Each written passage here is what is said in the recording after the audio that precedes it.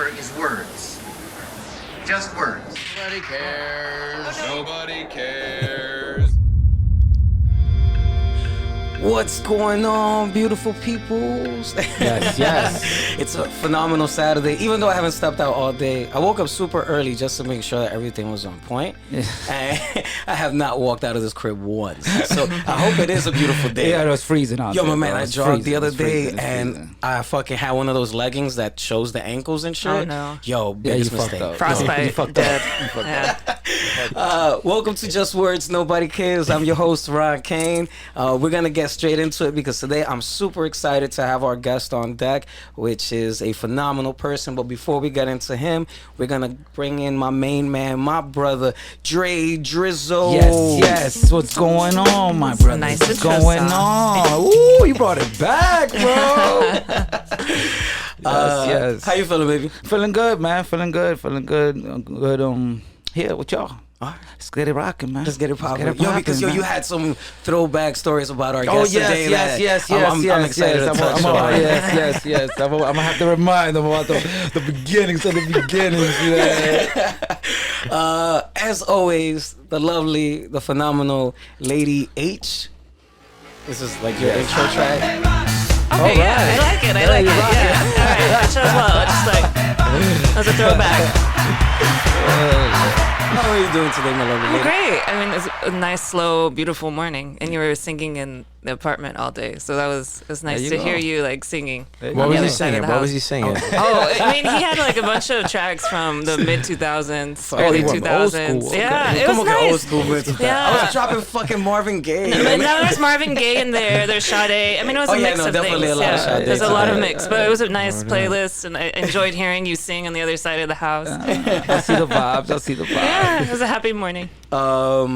Today we got a dope guest that I thought I had your fucking intro track on deck, and now I'm not seeing it on the board, and I'm getting a little tight. Oh no. I'm like, oh, and then I was really hyped about it too because I woke up this morning literally just to make his intro track. But fuck Dad, it. you had made a new track? Nah, I took like one of your old joints, and I was like, oh, that would have been in.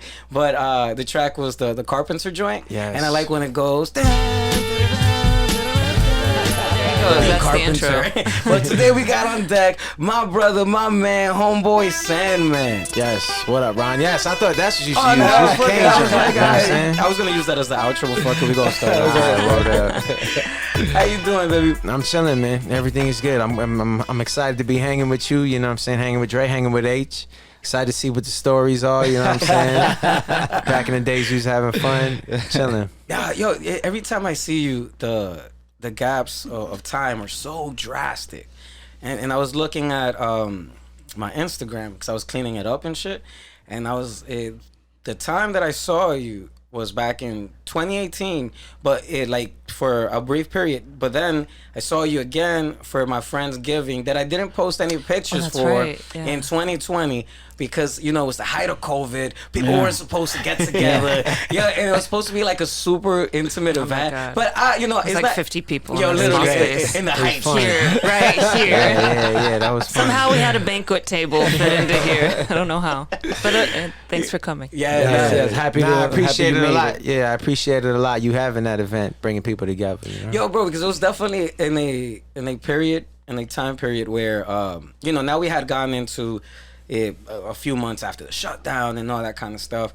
And yo, like if you were big into the social media scene and people saw you with more than 2-3 my people, God. they were like, "You're a murderer." Yeah. You was putting people at risk. You was putting people at risk, bro. He was wrong. You're man. He was outcast putting from people- society. Yes, yeah. Breaking all the rules that what was the governor of Cuomo was putting on, my bro. man. I'm like, I had to tell my friends, like, I didn't do anything. I just stayed home the whole time.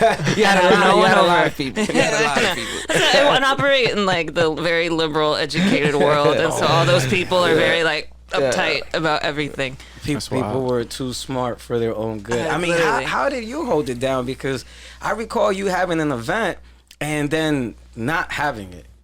Oh well, I had a whole tour actually. A whole tour. When they started shutting things down, I was in the middle of a European tour. Oh wow. So we did half of that, and then the next half got canceled. But then we actually, for 2 of them shows, we was able to like still be like, all right, we not having a show because they canceled it, but this is where we gonna be at, and we gonna set up. So we actually had like little mini shows in a couple of spots in Switzerland, which is pretty fly. Cool. Then came back, had the next tour canceled. Then once they started doing touring again, had a tour set up. It was pretty lengthy, but then they hit it with the cats got to take shots to come to the tour. To come to the show, John. Man said, "Get the vaccine. Get the vaccine. You want to get these tours going. Get the shots." But yeah. So I didn't want to have people. I didn't want to have people being told they wasn't able to come to the show. Depending on what they did. So some of the promoters, they wasn't comfortable with that. And my man just so navigated around. It is what that it is. topic hard body. You're a fucking politician. Your PR training's excellent. Who the fuck is your PR manager? Yo, shout out to whoever told this man. Yes. Do not say, I ain't give a fuck if niggas is vaccinated or not. Well, I mean, no, everybody. Yeah, I told people come to the show no matter what. I don't. Everybody welcome my shows, whether they took a shot or whatever. Everybody welcome, whatever they want to wear on their body, face, whatever everybody come through the show. We all gonna have fun. You know what I'm saying? That's what's up. That's I was. I was glad when you had that. I was out every day. Me and there's a whole lot of cats that was out not a whole lot, definitely was the minority of cats that was out every day. Yeah. But we all okay. No, there was whole neighborhood.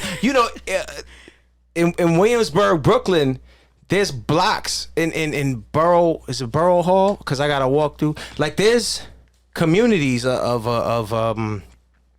Hasidic or like miles of, and they got projects. My man, I used to go there and shop because they wouldn't let me shop in the or some of the spots I wasn't welcome to food shop, but they would always let me food shop in those neighborhoods because they were like, yeah, we good with the whole. They wasn't really with. They were was having like weddings and bar mitzvahs at that time. but they were. Yeah. So what I'm saying is these areas is as densely populated as any hood anywhere, with cats everywhere. Yeah, and everybody was fine. You know what I'm saying? It's killing. It's almost like enough to like disprove.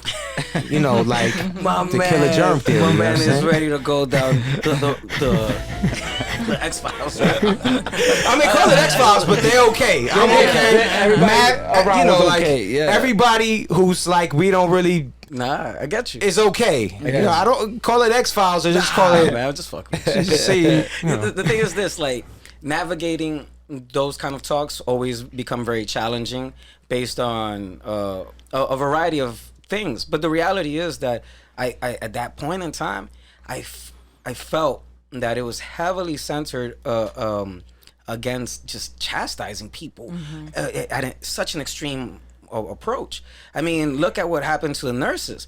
Yo, they went from at 7 p.m. Think they're saving the world. Honking horns at 7. Banging outside clapping. Yeah, it was crazy. It was on the dot. And every day. And then, like, months later, fuck you! You're trying to kill our children and you're forcing the shot. Because they didn't want to get vaccinated, right? Exactly. Yeah. So all that, and so it was just so extreme. Yeah. And for me, just a casual conversation of, hey, let's get together and let's catch up, became very extreme because people would be like, nah, are you vaccinated? Are you this? What, are you watching that? And I'm like, what the fuck, bro? Like, I just wanted to catch up with you, fam.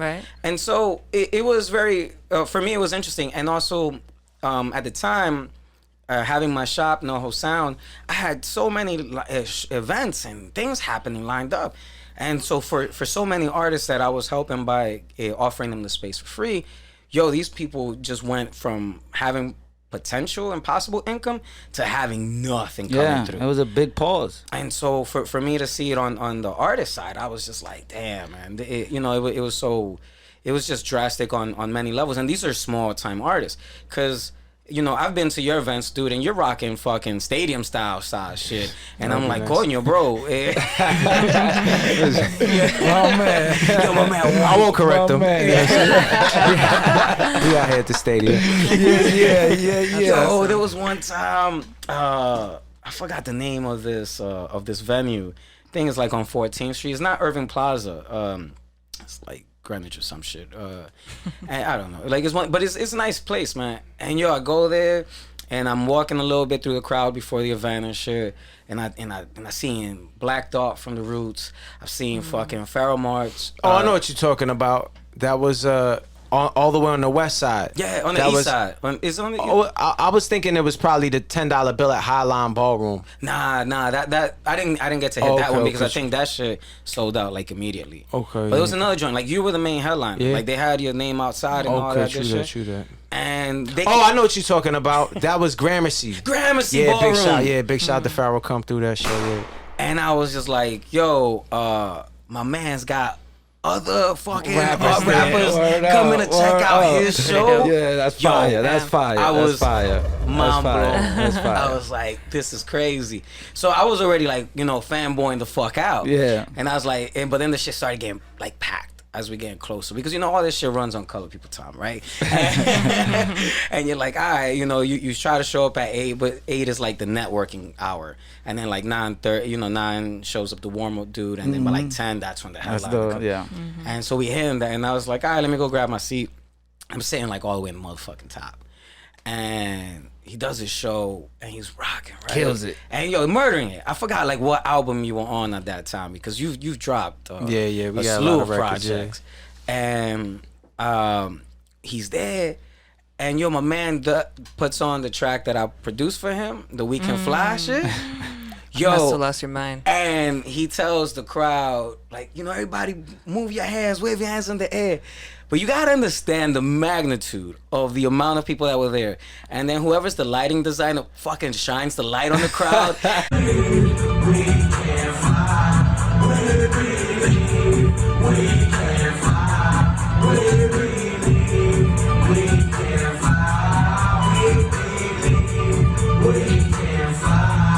And I was like, yeah! That was fly. Somebody took video of that. I remember that. Yeah, The that's We Could awesome. Fly from that show was fly, and it was footage that I used when people would ask, "Is there live footage that you want?" For a while, the We Could Fly from that show, cause that was, it sounded deaf. Everybody had their hands up, but it was pretty deaf. Yo, it like just experiencing it and the energy and it's totally. Like it blew my motherfucker. Yeah. Like I cried. I was like, "Oh my god!" That's fire. That's fire. Because going from our early beginnings, and Dre was bringing it to my attention. Matter of fact, you want to share your story? Yeah. I was fortunate enough to be there when I was started first working, and what impressed me was, bro, that your way of rapping was incredible, and you wasn't rapping what everybody was rapping. It was like positive, different, and it was a good sound. And I remember that you had the song Soul Clap. Yeah, Yeah. And I was supposed to be the soul clapper for that show. What was that show? Oh yeah, I remember that, right? Yeah, But you yeah. didn't make it. I sucked. You fired me in the gym. We were playing ball. I was so nervous. He was like, "Yo, all you gotta do is do." I'm like, I was so nervous. A-holes calling the cops on me constantly. Can I catch us concentrate? Every single day's millisecond I contemplate. Clapping on beat. Oh man, I got fired while playing ball, bro. Well, that show was amazing. I remember, what was that show at? Oh, that was in Bowery. In Bowery. It was in Bowery. Bowery. Was that the first show? That the was first show. yeah, The first show. March 30th, 2007. Jeez. That's, Wow. I remember that because that's my anniversary. Yeah. Wow. But you know, the days of us hanging out, Yeah. that was my very first days. Like my very first rhyming days was with y'all. You know what I mean? Yeah. Like the very first tracks I was rhyming with was with you. That my first EP was called Nourishment, and was it all 9 tracks of yours? Yeah. Right. It was all 9 Ron Kane tracks. Yeah. You know what I mean? Yeah. And yeah. So it's great to be back here because we're talking about, you know, it's not even really like talking about we got together early. Like we was the culmination really to like the beginning was us together. You know what I'm saying? I was For me. No. I mean, yo, dude. In so fast forward to like 2 weeks ago, November 8th or a few weeks ago, and you had a show, album release party with Say Shishi. Say she, big shouts to Say She.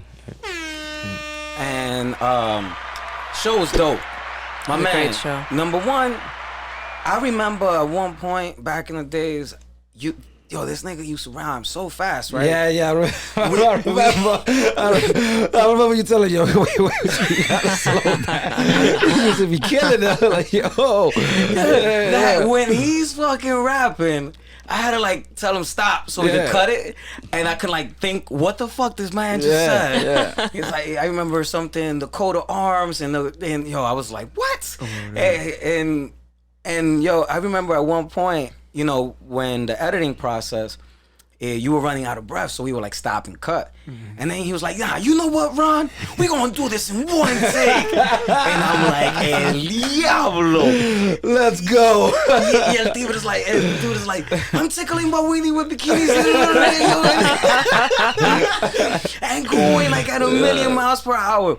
And then like years later, I might be mistaken, but I think this dude was jump roping while doing his rap to build up his fucking endurance. Oh, wow. It That's works. crazy. It's a good technique. You know what I'm saying? It's so like my man's commitment to fucking making sure that at that time, you also got to keep in mind, 2007, 8, 9, you know, this is before mumble rap, like very, very before mumble rap. Yeah. That wasn't even close. No way. No.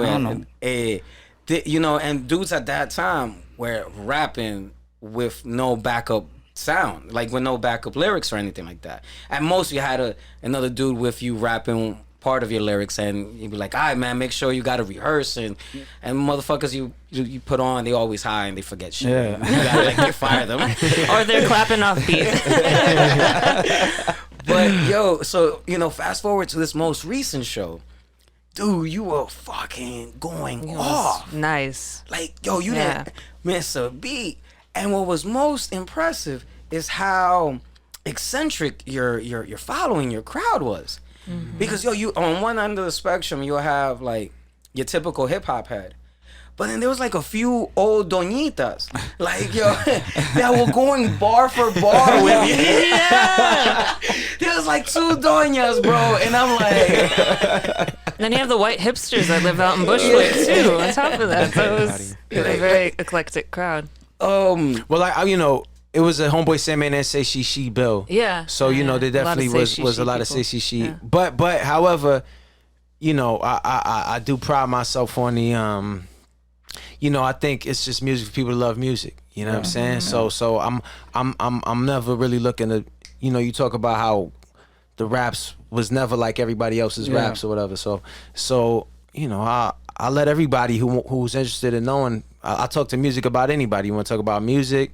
You know, if there's a conduit for me to insert myself into I'll do that. You know what I mean? I'll let them know what's going on with me, and there's people that love music from all walks of life. You know what I mean? There's people that love music in the city, in the suburbs, in the, you know, whatever type of classification you got, and they all rock with how I get down. You know what I'm saying? So they all come to the show. But you put in a lot of work though, because even when in that time when we was about to do that show for Greenwich, what was it? For Bowery.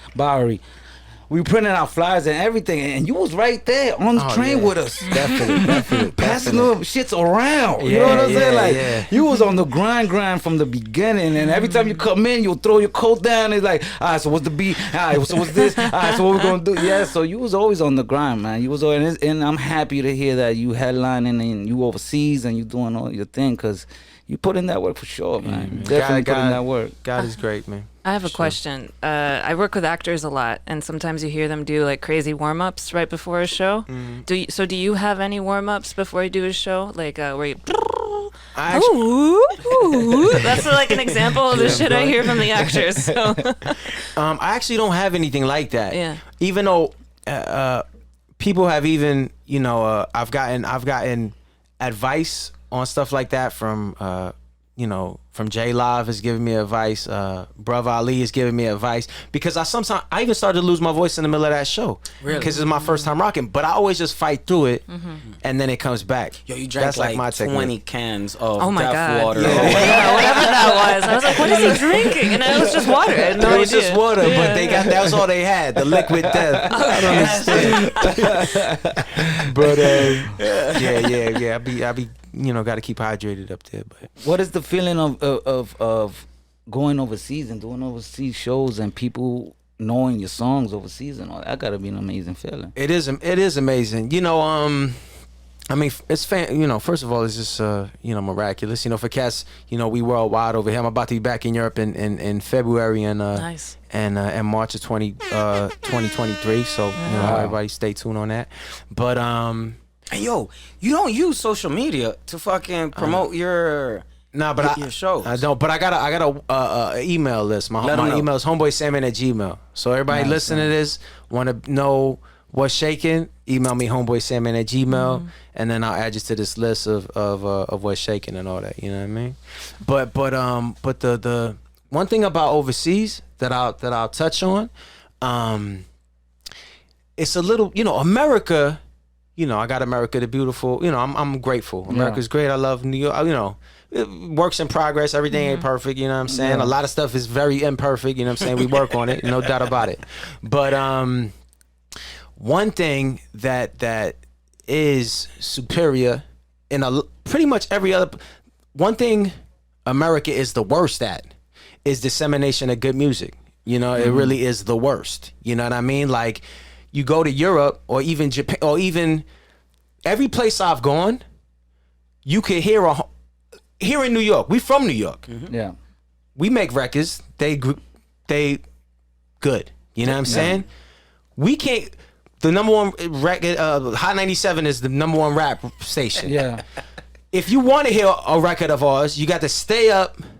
Till you gotta be up Sunday night between 12 and 2 a.m. 2:37 in the morning. Yeah, if you want to get one joint, and if you get that one joint, you get maybe a couple spins a month. You know what I'm saying? Yeah. It's not that you go to the UK and they spinning,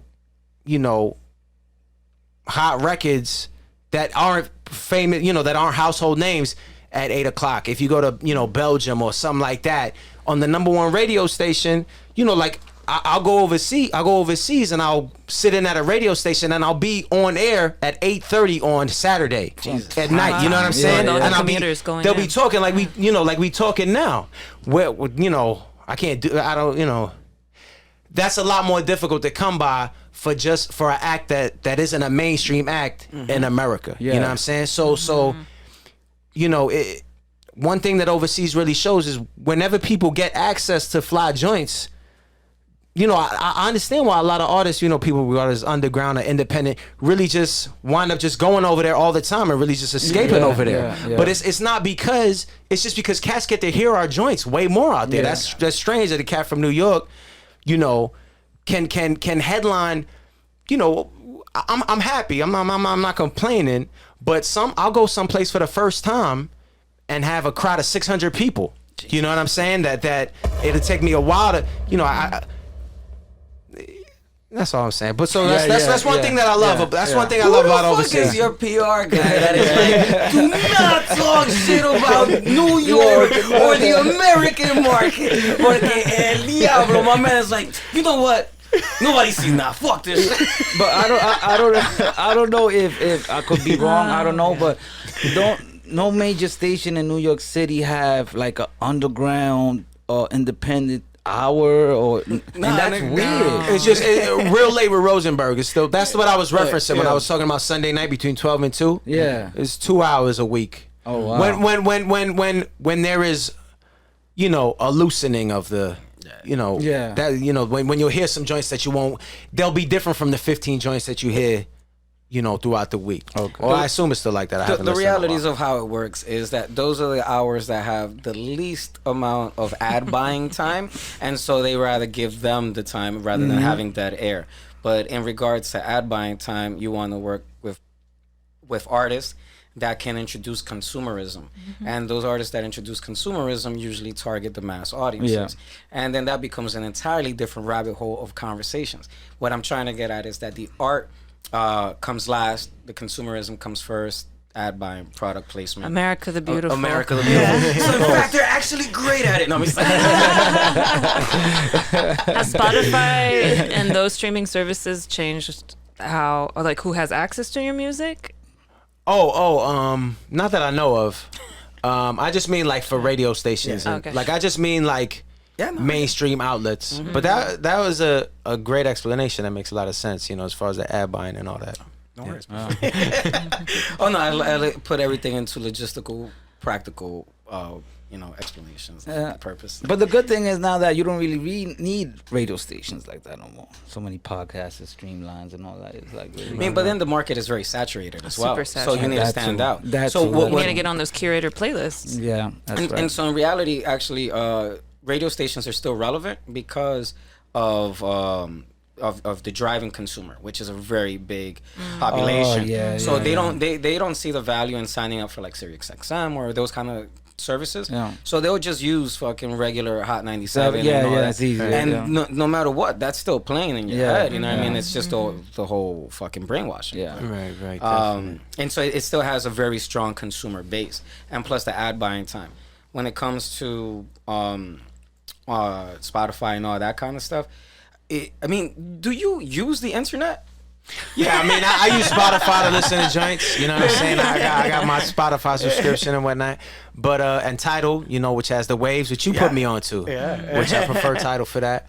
But Because you have and the reason I said that, and aside from it being a joke, you do have a song called "Never Use the Internet Again" or hashtag Never Use the Internet. yeah. But at that time, I was still on the net, and it was kind of like tongue in cheek or whatever, even though it was really me being like, yo, this is so corny. See, I feel that it's corny for me. You know what I'm saying? Like, it don't add to me. Like, everybody different. Like, if some people feel enriched, a lot of people come up to me and they're like, yo, I think it's great that you're off the net because I want to get off the net and I feel like it's ruining my day all the time. And I want to stop, and you actually stopped. You know what I mean? Those people, I don't feel like they should be on the net. They don't feel like they should be on the net, but they still are. That's where I was. You know what I'm saying? If somebody come up to me, yo, I use the net, I feel great. Boom, that's, everybody different. You know what I'm saying? So wait, what made you stop using the net? I didn't. It was a huge distraction. Not even Google?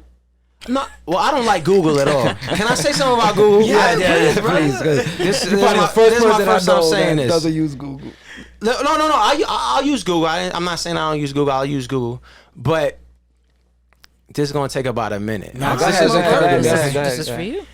I don't rocks with Google. You know what I'm saying? Imagine this. Let's get sci-fi for a second. Imagine if there was a website where people went to find out what was true. That's already crazy, right? Imagine if there was a website that was so synonymous with truth that the name of the website became synonymous. Like, people didn't even say, go search that out, go find that. They say, go blank that, right? They say, imagine that. That's already science fiction. Yeah.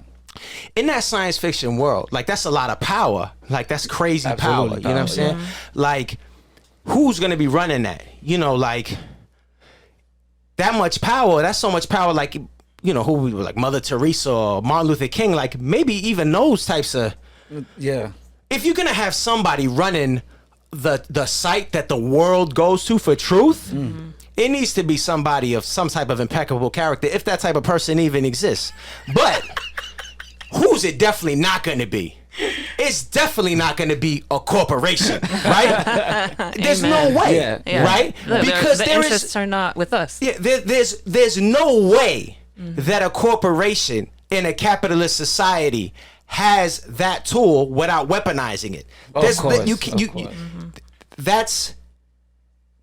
It's unimaginable that they could have that type of tool without using it.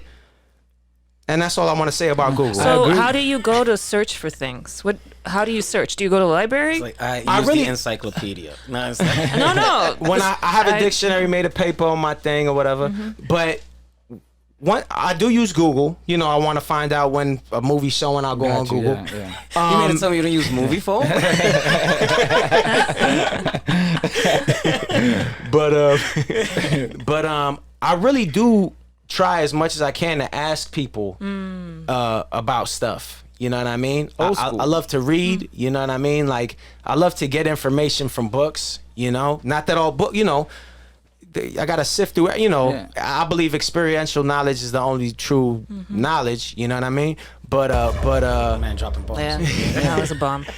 but I try to use, you know, Google and the internet for trivial stuff. Yeah. You know what I mean? When there's a thing Directions, showing directions, I like came that. here on a GPS or something like that. You know what I mean? Yeah. Yo, the one I'm not with it. I don't like it. I don't like the I didn't mean to put you in the house here. no, look, cats, the weather apps I don't like. Look. How you gonna look? Fucking What asking time is it Alexa right now? every morning, what's the weather like?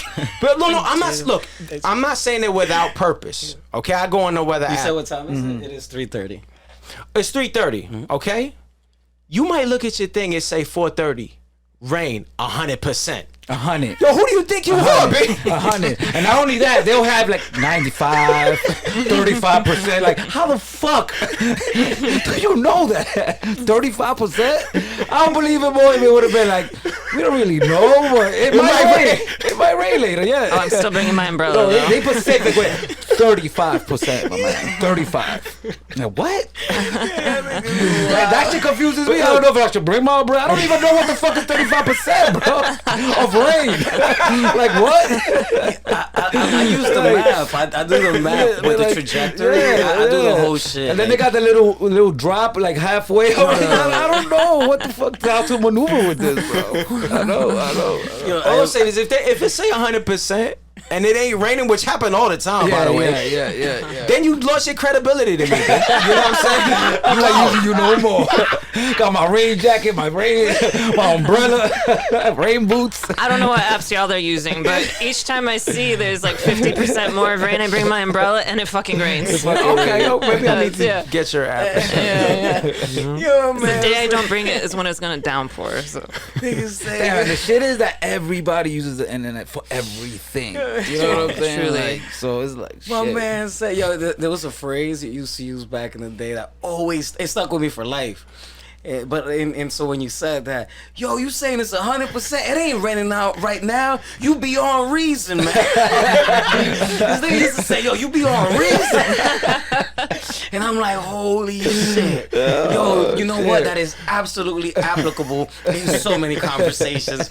And ever since then, when people say some like outlandish shit, I'm like, yo, man, you be on reason, bro. That's a good one to bring back, actually. I'll join you in that, yo. Nah, dude, it's pretty. I mean, you know, it's always wild because in a world where, yes, you're right, and I agree with you on a variety of aspects, and I won't go down that rabbit hole just because I don't want to take away from you, the artist, as a person, but at the same time, what makes it all the much more magnificent and very impressive is how you've maintained to the integrity behind the growth of your fan base, which I do see growing, and your projects and all that, without succumbing to using those tools.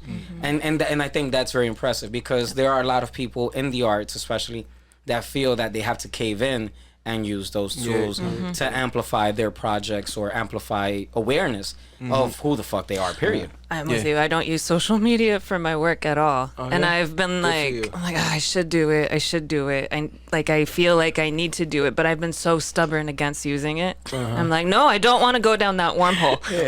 Right, seeing someone like you not use it and stick to that, it's like, okay, it's possible. That makes me feel but good. He pushes me to try to use it. It is, number one, it is possible. All things are possible through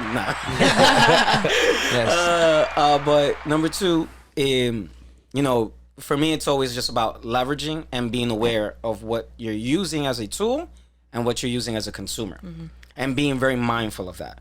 So if you're using it as a tool, I think you're absolutely money. The thing is that, you know, people in our consumer demographic, not us immediately, but just in our consumer demographic, growing up have always been designed to be consumers, never creators, never developers. If anything, we're always told, don't do that from when you're a child. That won't bring you money. That won't do this, blah, blah.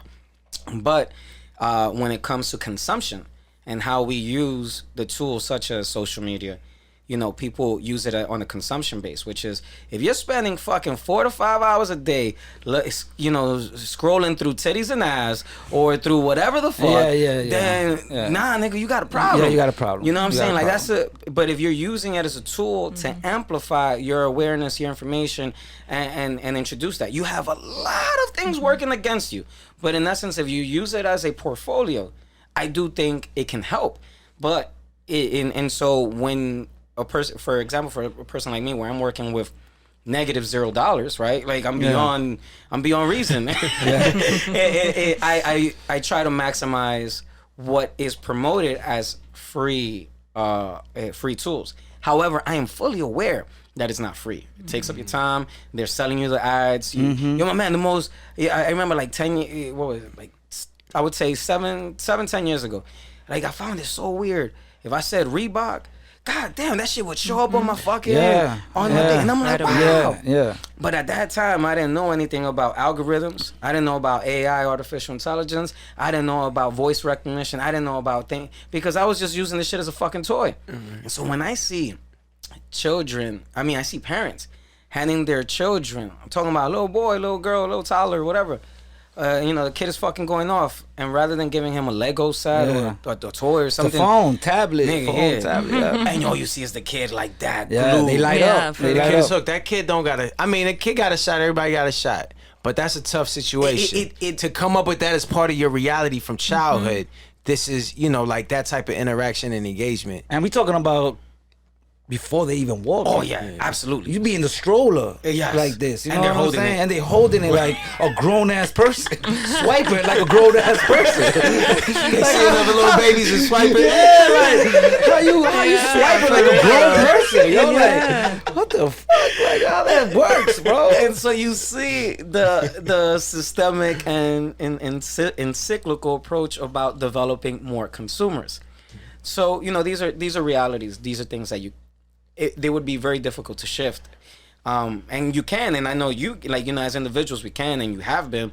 But, you know, in respect to pushing you in that direction. Oh, I understand completely. It's more as a tool. Yes, yeah. But individual, you know, like, and I don't disagree with what you said at all. And I mean, I always, in my mind and with others, it's analogous to smoking weed. Because for me, I used to smoke weed.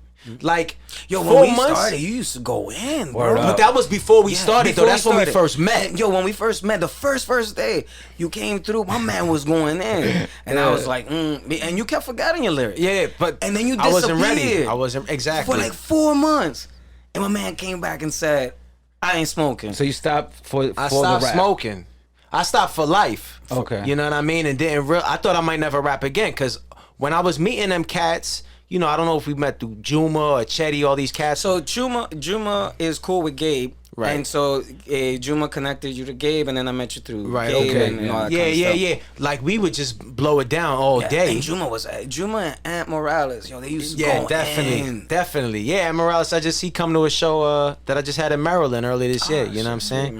Man. He's a poet that's in the Bronx, and he was one of the first Puerto Rican dudes to come out on Def Jam Poetry. Oh, nice. And so shout out to him, because I remember that shit being like a big thing. Yeah. Big shout. But for me, I had to shut it down in order to, you know, some cats will smoke and they won't smoke for 2 weeks. You know what I mean? Like, some people are like that. Some people will have weed and not smoke it. I was never that way. I'm like, yo, there's weed we smoking. Well, like, where, you know, until it's done, and then we getting more. You know what I'm saying? But seems relatively logical. Yeah, but you know, for me, the app, you know, the internet is a major like, I don't think cats is being honest with they self, or me. I need to be honest with that's why I got off, because I was like, yo, this is a negative for me. Like, I looked at my thing, it would say 4 hours a day. And 4 hours a day, yo, that's 2 waking days a week. You know what I'm saying? What's that? 28 hours, 4 times 7, that's 28 hours. That's 2 waking days a week. It's the easiest math would be 4 times 5. Oh no, wait, it would be 2 times 5, so that's for the 10 hours. And Hold up, you no, wait, confusing me. wait. So what? you're talking about 2 hours a day? No, 4 hours a day. Oh, 4. So It would then say 4. 4 times 5. That's 20 hours on the regular working. Well, now I would feel 4 times 7 because, you know. That's a half a day of work. Yo, my man. That's a half day of work. Yeah, I'm not even bringing it to the. I'm just. Yo, It was a lot. It's it's a long time. yeah, but It is. I wasn't the same way that I wasn't never the cat to smoke once and then smoke again 4 months later. I was the cat that was wasting his time online, so it didn't work for me. You know, the average human checks their phone 386 times a day. I believe it, yo. Wow. Yo, Yeah. look, Wow. Jesus. I believe it, yo. Oh no, this is a fact.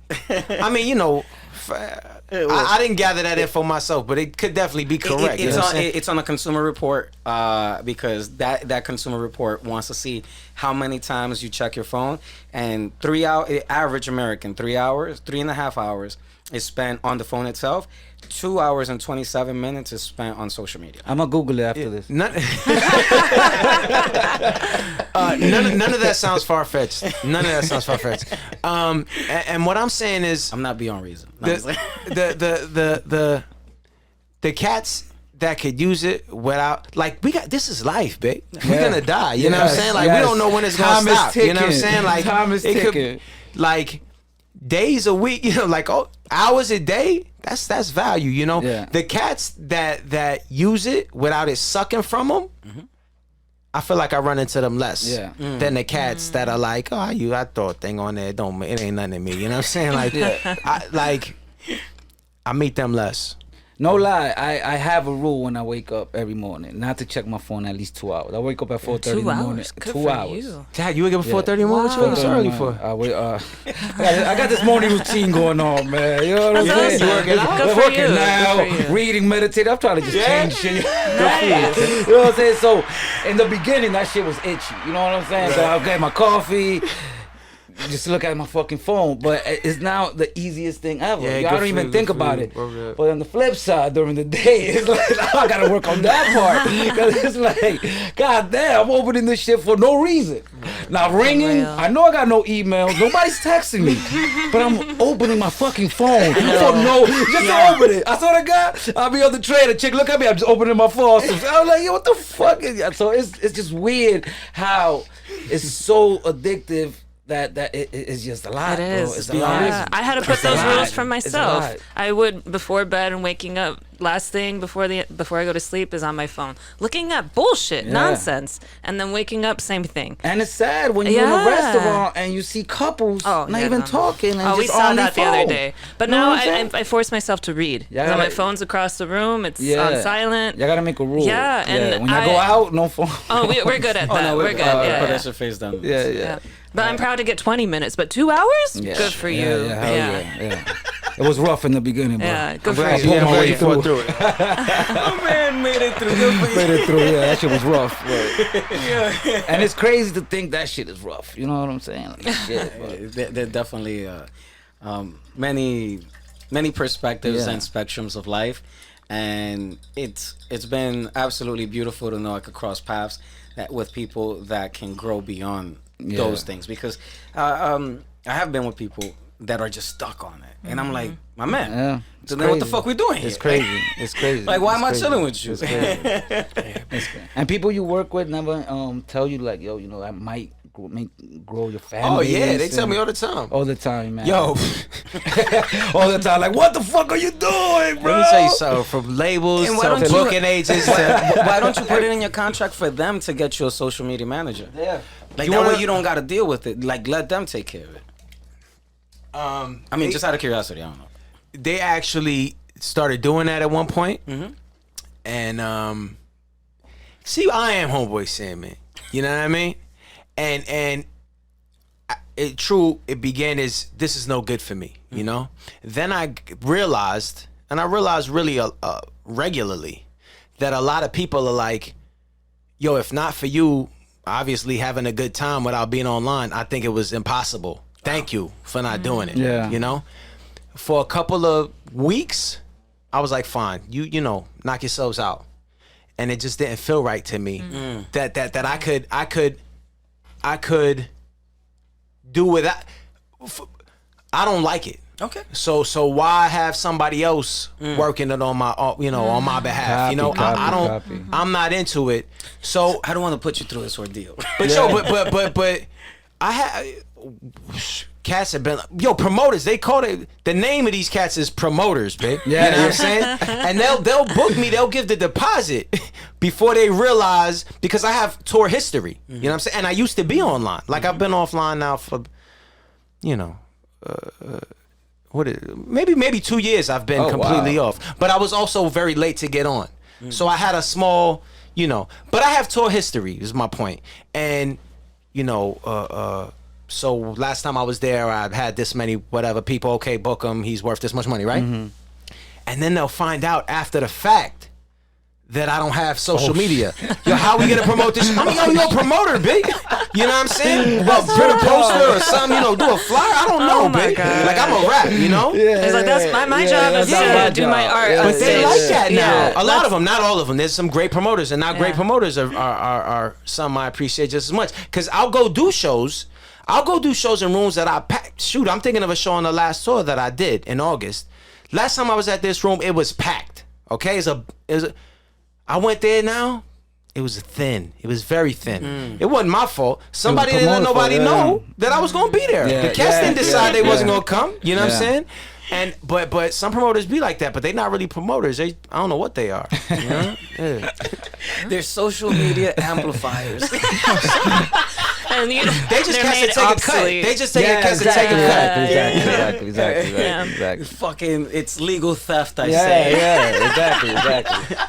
All these real. motherfucking legal thieves, yo. That's wild. So, quick question though: when you write, you still write, or you use your phone to type? I use my phone to type. Okay. Yeah, it's pretty convenient. But I had the book. Yeah. And then I got the voice note in there too, so I can remember the flow. Oh, okay. When we was recording, I couldn't remember the flow. Half those flows wasn't even the ones that I wrote, but I was in those days in the on 165th, right? In the hallway, right? Yeah. I was like, I got to go for the gusto here. You know what I'm saying? Because that was a great opportunity. I still don't know nothing about record. Every rapper now record himself, make his own beat, everything. I'm still like, just somebody tell me when the mic is on. I don't know how to do nothing. You know what I'm saying?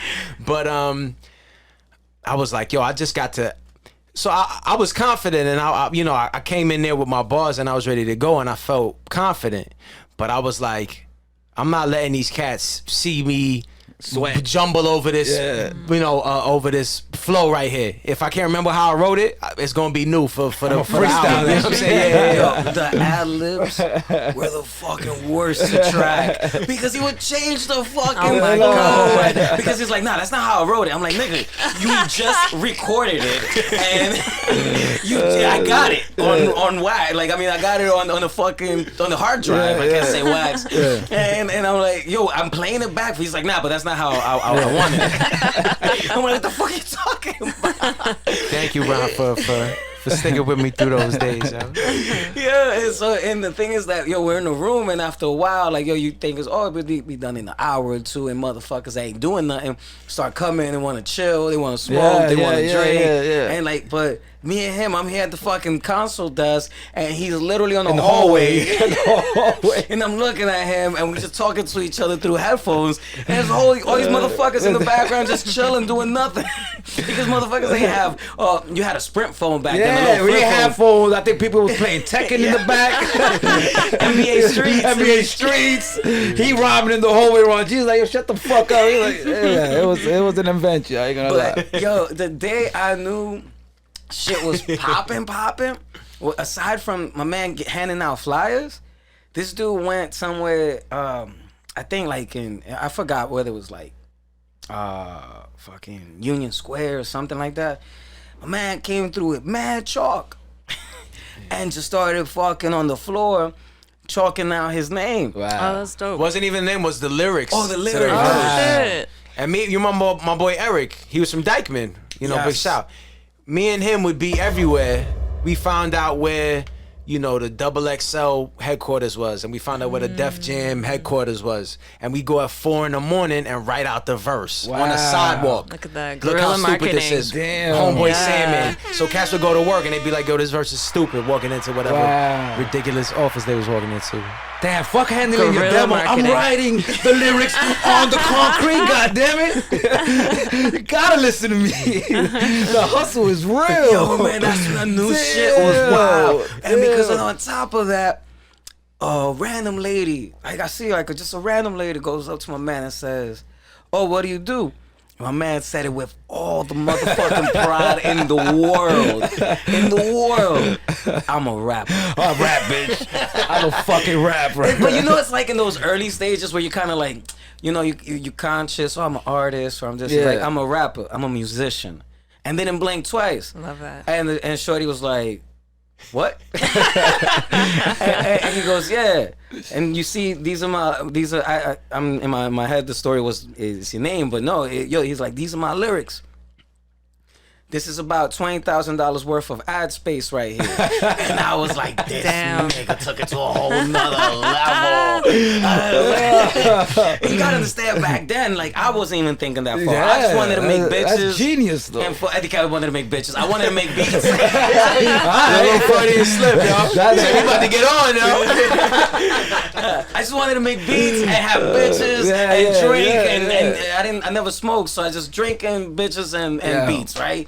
And hopefully money in the mix at some point.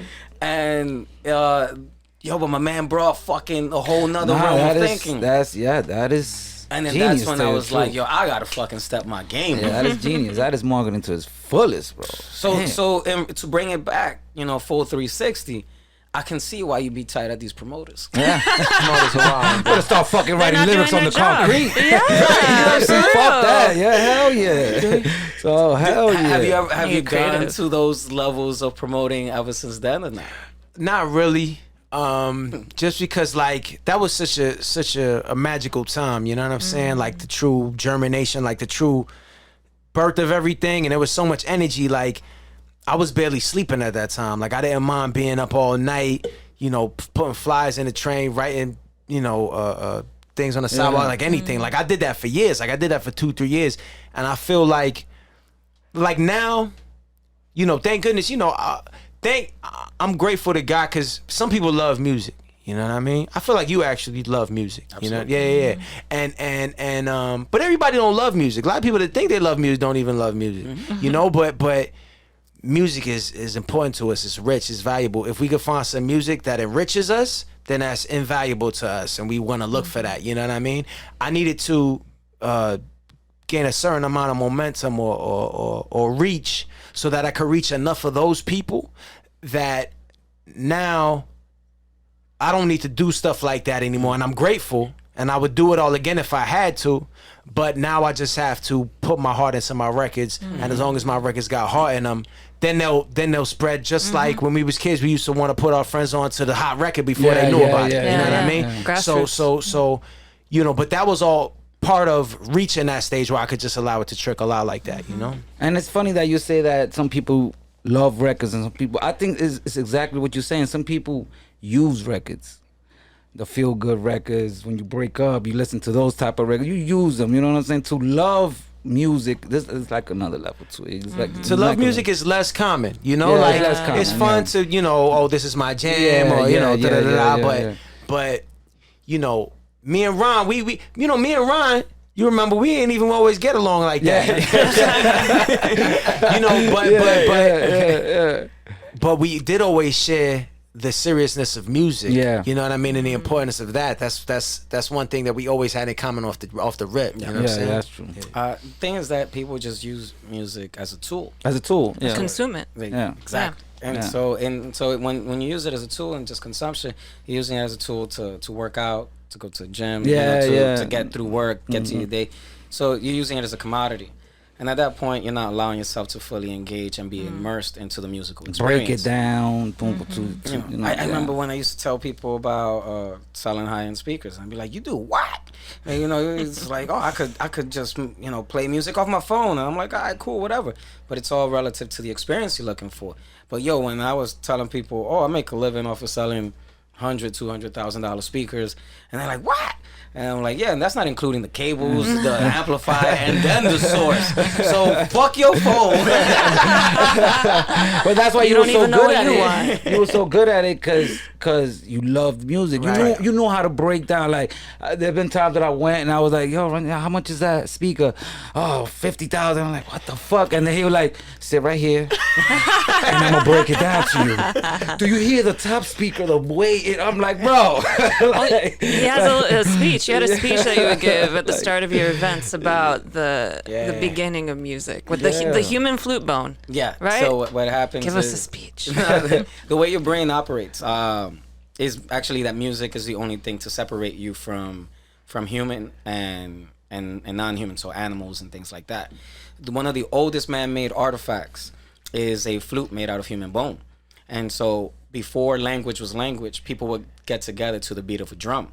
And you got to understand that, you know, this is always something that would just culminate people together. It's always wild to me because when you think about that, you got to understand, like, people always go like a human fire and not.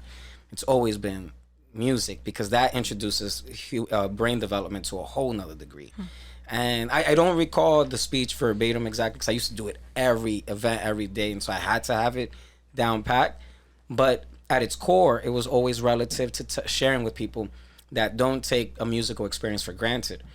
Outside from it being, you know, caring for the artist, the idea is that it's supposed to transport you to the metaphysical. It's supposed to engage you to a whole nother world. I mean, some people call it spiritual and all that kind of stuff, but this is a form of therapy. But at its core, and the definitive fact, it's not beyond reason. And if you go to even the Museum of Natural History, in the human section, they say the first thing that introduced that transition of animal or, you know, Homo sapien to human, like to man, was music. Once they discovered the flute made out of human bone. Wow. And I was just like, all right, shit. And shit is serious. And then you go into the whole thing about how we're made out of 90% water, and how drums, bass, low frequencies travel through you, and then that speaks into your chakra. You call it chakra, spirit, all these kind of things. But these are the actual facts of how music can transmit actual frequencies. So then it becomes physics too. Wow. So it's a whole nother shit. Word up, bro.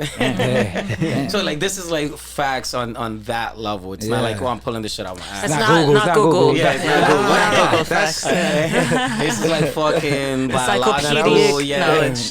That might wind up in a rhyme. What you mean? I'll credit you. I'll give you a shout for sure. Is there anybody mainstream that you really fucking with right now? I come from a time like I was a Cool G Rap fan. He talked about, you know, I'ma kill people. You know what I'm saying? Yeah. It was a different era that we grew up in, and you know, you were talking about like you don't even need the internet, or you don't even need this because now they got podcasts. So you don't need the radio. Every time something to spread something pure and good comes along, there's a little period, and then they figure out how to, you know, usurp it. Okay, well. They got so we're gonna have our podcast that we find a way to make the end podcast. Yeah, you know what I'm saying? So these are the podcasts you pay attention to. It don't matter if you got a hot podcast. But all I'm saying is, in the era, you know, and I'm talking about content. Content is very important. You know, I got a niece and a nephew. My nephew's talking to me about drill rap. Oh shit! But it's a records about stabbing you. But I mean, I grew up listening to Mobb Deep. You know what I'm saying? It's not like I wasn't. You know, all I'm saying is.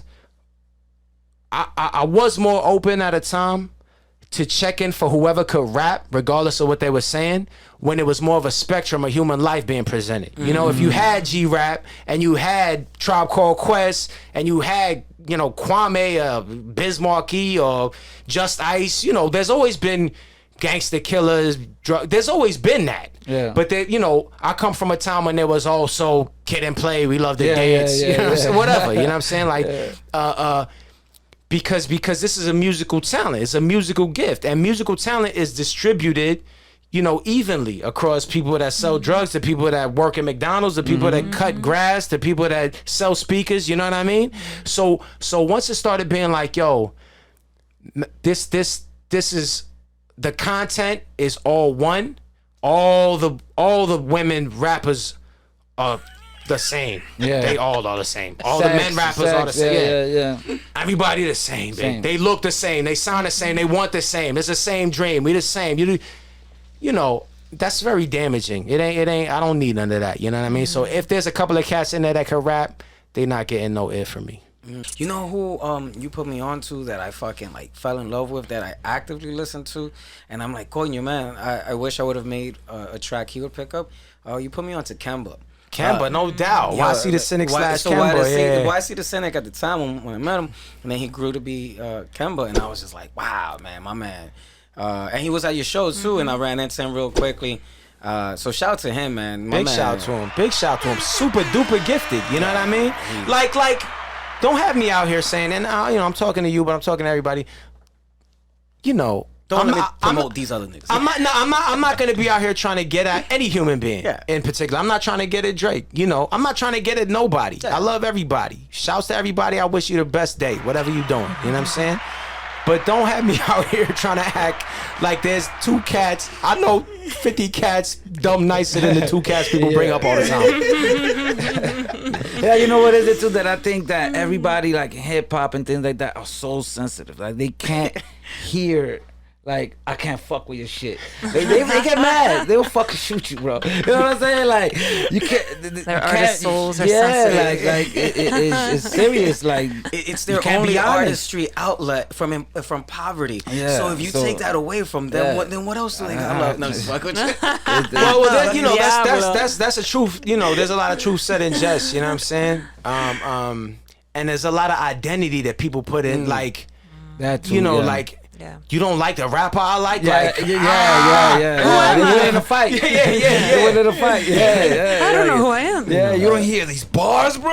Like, god damn. Bro. Like, shit. Yo, I mean, I know you, when we were exchanging messages, I promised you that we would stay at a certain time. So, you know, I know we've gone past it, and I will... Yo, Ron, this has been a blast, man. Great to get up. You know, thanks for having me. You know wait, hold on, wait. Before H, Dre, chill the fuck out, man. Wait, there's one last segment that I'm gonna try. No. Calm the fuck down, bro. I didn't know you trying to dip on me that quick. I do this motherfucker. I gotta go. Like, yo, give me like 2 more minutes, man. Yo, this. Hey, you know, thank you once again for your time. Shit. But there's a segment that we call here Last Call for Words. My last call for words of what happened with the podcast today? Yeah, man, of course. I always gotta remind myself. It's my 3rd podcast. That was going on today that I gotta say that, you know, experience that I had with Homeboy Sandman and the grind, and seeing when you put in your all and you work hard and you do whatever you need to do, you get where you need to be. So, you know, keep following your dreams and keep doing what you're doing, man. Honorable, lovely Lady H. It's been a pleasure having this conversation with you, and I really respect you as an artist, and I respect your integrity as well. Thank you. Thanks very much, yo. Dropping big words. Big words. Now you have a lot of integrity, and it's great. I appreciate that. My brother, Homeboy Sandman. My last call for words is God is great. You know, thank God so much. My last call for words is also, I thought you were gonna tell her. I remember you ate wasabi one time for $5. Oh, you put all shit, up your that's nose right. or something. I forgot. That's the first time I ate wasabi. That's right. But you ate like a clump of it and just co-ate it. Yeah, I forgot Didn't know what it was that about. shit. I didn't even know it was wasabi. It was green as shit. I was like, you gonna do it for $5? Had me crying. Damn, that's old school, Brody. That's old school. That's right. But my last is about energy, because you know, this has been a lot of fun to talk, and I feel like it's been useful. I'm excited about sharing this with people. Like, I feel like what we've all shared, from the stuff you was sharing about the bone to just the things we discussed and all of our different viewpoints, have been meaningful, and I think that is part of the energies in it. Includes my boy Checarelli that stopped through. You know what I'm saying? Shout out to Checarelli. Yeah, shout out. And I do think about the fact that it was December 2006 when I wrote my first sober rhyme. So it was either maybe January 2007 when we first met. You know what I mean? And here we are, you know, 2022. What month is it? About to go 2023. December, in November. 2 months, yeah. November 2022. And the energy is still, new places, new spaces, new projects, new podcasts, but the energy is still growing, it's still evolving, and it's very strong. And I'm grateful that we all still connected and intertwined in this way, you know what I'm saying? Absolutely. Absolutely. It's always a blessing to be in your presence, because from back in the day till present day, you do carry a lot of energy, and your energy is fucking reinvigorating. And sometimes I think in life we just try to ignore the obvious and grow oblivious to a lot of things, which is something simple as, make sure who you have around you, who are your friends, and all that kind of stuff. But I think it is very important to be mindful of who you have around you, because there are people that can either push you or just do nothing for you. Like, and that's cool. All of that is money. Everything is. But there's definitely a different feeling when you have people around you that make you always want to step up your fucking A game. Mm-hmm. And so at that time and to this day, you've always been that inspiration, and I think everyone should remind themselves to, if not look for inspiration, be the inspiration. And I don't know how you go about your day to day, because life is life, and things contribute to us pivoting in life. But as you mentioned, his integrity, I've not seen you shift that. You've kept it, man. Mm-hmm. And you've rocked it. And the most important thing that I've always taken away from you, and that I've learned from you, is fuck it, just believe in yourself. Mm-hmm. Writing your fucking lyrics outside the XXL Gangsta. Fucking office, Gangsta. Outside of the Def Jam office. Yo, you don't know who the fuck I am, but you gonna learn today. Yes. And that shit, man. I recently dropped a short film project, and I was rocking with that type of energy, and I was pissed that the rest of my team didn't carry that energy. And I am reminded that not everyone has that energy. Mm-hmm. And as much as you wanted to put it, you want to share that with them and you want to reinvigorate them, niggas will call themselves promoters but not do a motherfucking thing. Yeah. So my takeaway from all of this is to remind yourself to be your biggest cheerleader. Mm-hmm. Remind yourself to be your biggest amplifier. Remind yourself to be your biggest promoter.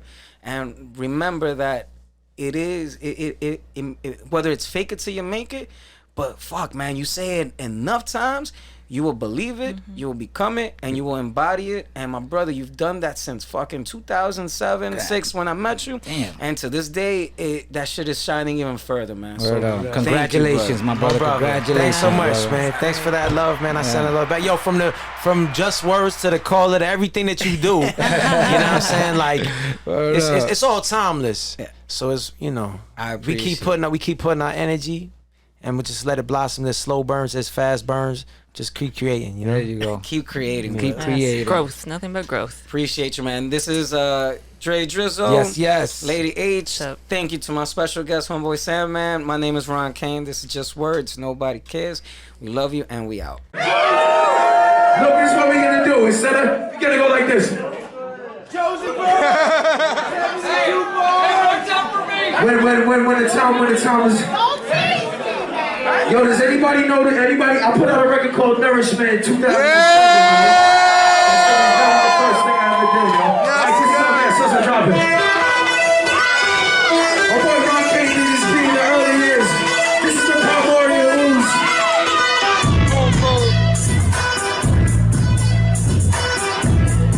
You know what I'm saying? Two records, two right here. Tell me when I put this out. Tell me when I put it out. Put your hands up. Baby, we can't